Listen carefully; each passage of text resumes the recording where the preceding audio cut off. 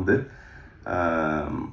என்கிட்ட கேட்டாங்க. அப்போ வந்து 1.25 கோடி 2 கோடி ரூபாய் செலவு பண்ணிட்டோம், சிட்டியை மட்டும் நீங்கள் வாங்கிக்கிறீங்களா அப்படின்னு கேட்டாங்க. நான் சொன்னேன், ஈவன் படம் நான் பண்ணிகிட்ருக்கேன், நான் தான் ப்ரொடியூசர், என்கிட்ட அவ்வளோ பணம் இல்லை இந்த படத்தை வாங்குறதுக்கு. அப்போ இந்த நிறைய ப்ரொடியூசர்ஸ் வந்து நிறைய டிஸ்ட்ரிபியூட்டர்ஸ் இந்த படத்தை வேணாம் நிராகரித்தது எல்லாமே. அப்போ நான் சார்ட்ட சொன்னேன், அவருக்கு நினைவு இருக்கும்னு நினைக்கிறேன், இன்னொரு 25 லட்சமோ 30 லட்சமோ போட்டு பிரிண்ட் அண்ட் பப்ளிசிட்டி பண்ணி ரிலீஸ் பண்ணால் இந்த படம் வந்து பெரிய லாபத்தை அடையும் அப்படின்னு நான் சொன்னேன். நானும் சொன்னேன், வேறு தங்கர் பச்சன் அஃப்கோர்ஸ் சொல்லியிருப்பார். அப்புறம் பார்த்தா படம் வந்து மிகப்பெரிய வெற்றி அடைஞ்சிருக்கு. உண்மையிலேயே இந்த டிஸ்ட்ரிபியூட்டர்ஸ்ன்றவங்க என்னென்னா, ஏற்கனவே ஒரு செட் மெனு மாதிரி மைண்டில் வச்சுருப்பாங்க, இப்படி இருந்தால் தான் இந்த படம் ஓடுன்னு. ஒவ்வொரு தடவையும் அவங்களோட அபிப்பிராயத்தை உடைச்சிருக்கு. மீனாட்சி சுந்தரம் சார், நீங்கள் தப்பாக நினச்சக்கூடாது, டிஸ்ட்ரிபியூட்டர்ஸ்க்குன்னு ஒரு மைண்ட் இருக்கும், ஆனால் அதை உடைச்சது பூரா ரசிகர்களாக இருப்பாங்க. அது ஒருதலை ராகமாக இருக்கலாம், 16 வயதுலையாக இருக்கலாம், எத்தனை படங்களாக இருந்தால் இருக்கலாம்.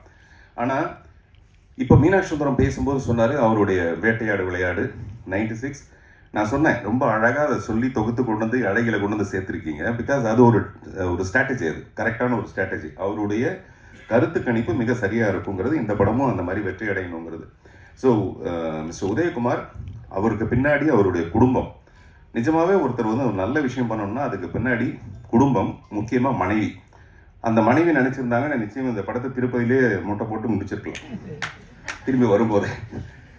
இப்போ வந்து இந்த மனைவிக்காக வர்றது எதுக்கு வரேன்னா, தேவயானிக்காக வரேன். தேவயானி வந்து முதல்ல மனைவி ஆகும்போது நடித்த படம் இது. அவங்க கேட்டாங்க, இந்த மனைவி மீது உங்களுக்கு காதலா அல்லது தனம் மீது காதலா அப்படின்ட்டு. காதலி மீது காதல் இருக்கிறது ரொம்ப பெரிய கஷ்டமே கிடையாது.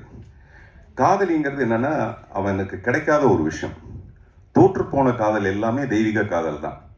ஒருவேளை அந்த காதலியே மனைவியாக இருந்தால் அந்த காதல் இவ்வளோ தூரம் சுவாரஸ்யமாக இருந்திருக்காது. அதனால காதலி மேலே ஈர்ப்பு இருக்கிறதுங்கிறது கிடைக்காத ஒரு பெரும் மேலே இருக்கிற ஈர்ப்பு.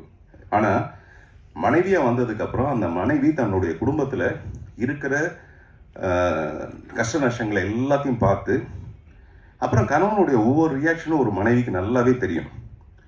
உதாரணத்துக்கு, புருஷன் வந்து தண்ணி அடிச்சுட்டு வீட்டுக்கு வந்தான்னு வச்சுங்களேன், அவனே காட்டி கொடுத்துருவான், கொஞ்சம் அப்படியே வடிஞ்சு அப்படி காட்டி கொடுத்துருவான். ஏதாவது தப்பு செஞ்சால் கூட அவனே காட்டி கொடுத்துருவான். ஒய்ஃபுக்கு தான் நல்லா தெரியும் இவன் வந்து இவ்வளோ தப்பு செய்கிறான்ட்டு.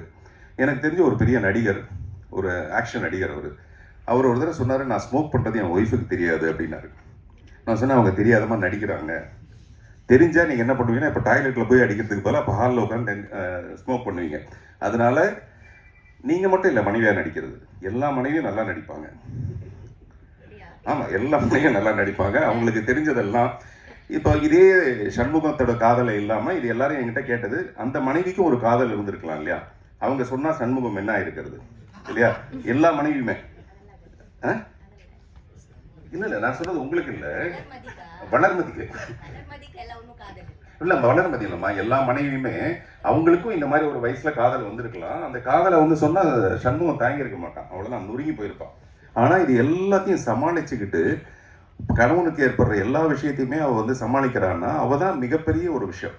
அதனால எனக்கு வந்து மனைவியை பிடிக்கும். நான் இப்போ நீங்கள் பேசுகிறதுக்கு முன்னாடி நான் சொல்லலாம் நினச்சது, நந்திதா தாஸ் ஃபோட்டோவை விட டெஃபினட்டாக தேவயானி ஃபோட்டோவை பெருசாக வச்சுருக்கணும் அப்படின்னு நான் சொல்லலாம்னு நினச்சேன், சத்தியமாக. ஏன்னா இல்லை, நமக்கு எப்படி தெரியுதுன்னா, நமக்கு கிடைக்காத ஒரு விஷயத்து மேலே ஒரு பயங்கர பூரிப்பு இருக்குது. அதுவும் சாதாரண பூரிப்பு கிடையாது, சோளா பூரிப்பு. நீங்கள் பேசும்போது வந்து தெரியுங்களா, அந்த மாதிரி ஒரு சோளா பூரிப்பு இருக்குது. ஆனால் கிடைச்ச விஷயத்தோட மகிமையை நம்ம அடையிறதே கிடையாது, அதை புரிஞ்சுக்கிறது கிடையாது. அப்படி ஒரு மகிமையான ஒரு விஷயம் தான் அந்த கேரக்டர். இப்போ இல்லை, நான் எப்போவுமே சொல்வேன், தேவயானுடைய பாத்திரமும் அது அவங்க நடித்தது ரொம்ப சிறப்பாக இருந்ததுன்னு. அதுக்காக நந்திதாசன் நான் குறைவாக சொல்லலை, நம்ம எப்போவுமே அப்படி தான் தூக்கி வச்சு கொண்டாடுவோம். ஸோ அதனால் உங்கள் கேள்விக்கு பதில் வந்திருக்கும்னு நினைக்கிறேன்.